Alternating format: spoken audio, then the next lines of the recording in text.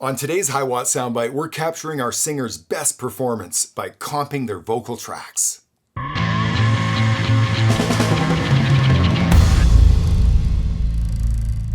Well, the inspiration for today's session came from a recent FaceTime call I had with a young artist I was working with.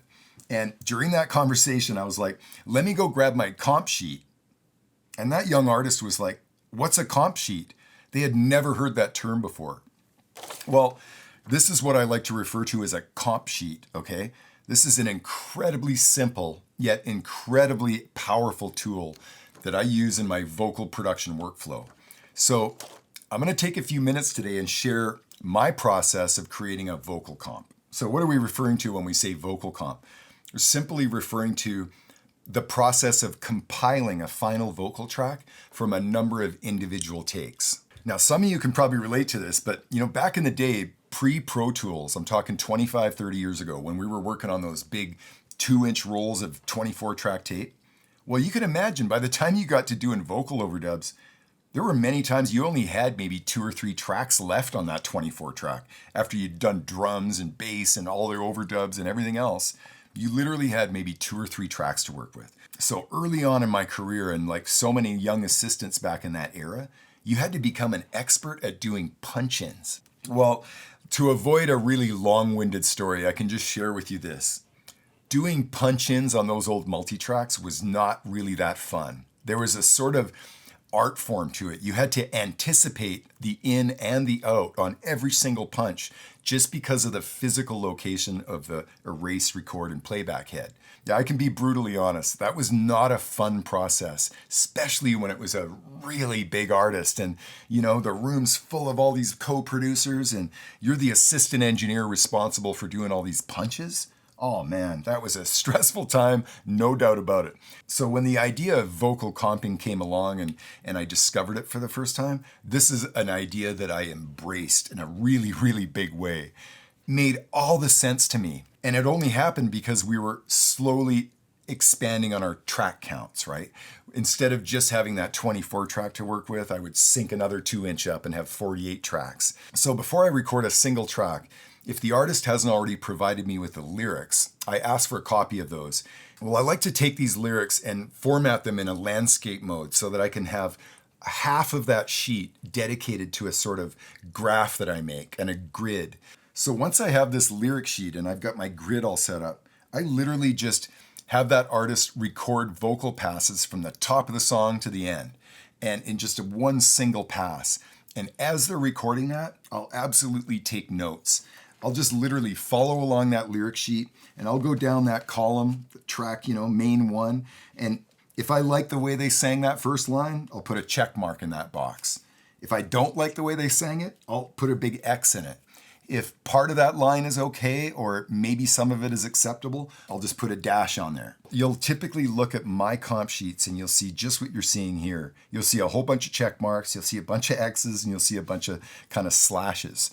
And then finally, you'll see a bunch of check marks that have circles around them. During the process of tracking, I literally go through every one of those lines on that lyric sheet and I just make quick notes. So as soon as we're done that first track, maybe send a glass of water out to that artist or something, and then immediately ready another track. And I go right back to the beginning and let's do another take. And then let's do another take. For me personally, 4 takes is the absolute optimum number for me in my experience.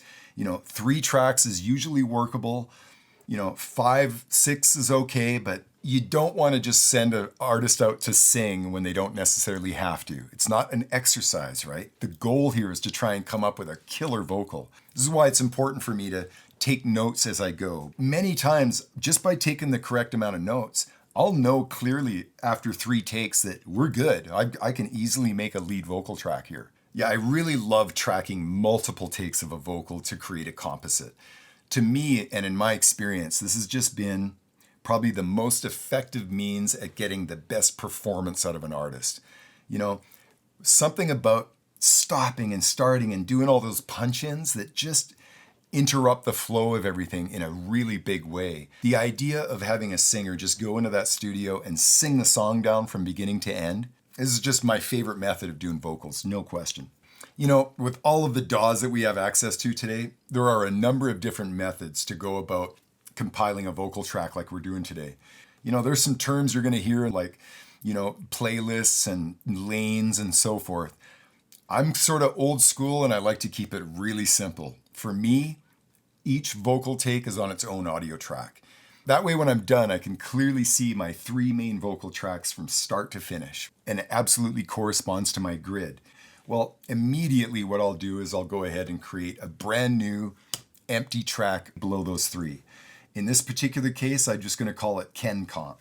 So for me to compile a vocal track, it is as simple as me following my own grid.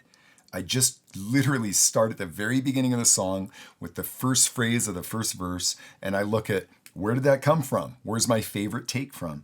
Well, I can see that the first 3 phrases in verse 1 all come from main 3. So I'm just going to take all 3 of these and I'm going to region that out and I'm going to drag that into my composite track.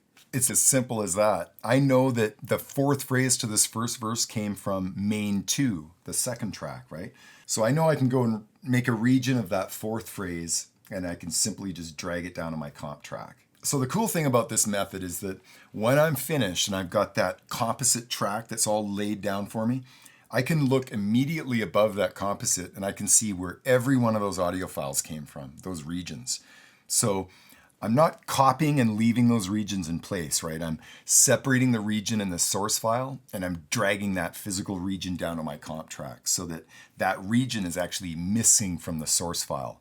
That way I always know really easily by visually looking that I know exactly where that file came from. So what's really cool is when I end up getting through the whole song and I compile that final lead vocal track, well, more often than not, what I'll do is I'll immediately create another composite that I can use as a double to that lead vocal. Well, I'll just go back through my grid and I'll take the second best version of every single phrase and I'll compile that into a second compiled track, which I call the double. Yeah, I really like this method because most often I end up with a really solid compiled lead vocal track and a pretty solid double as well. I've always just been a really big fan of having a doubled vocal. So this idea of compiling multiple tracks into one, yeah, sets you up perfectly for sort of creating that double track. It's awesome. Yeah, this is a really neat, tidy session to put together because mostly once you've finished compiling that main lead and doubled vocal, there's no need to even look at any of those source tracks anymore. So I just go and make them all inactive and I hide them from my session. So all that's left on my desktop is this really nice, clean, compiled lead vocal and a compiled double. So I hope this inspires you to sort of dust that idea of punching in and out and comp your next vocal because I think you're going to be blown away with the results.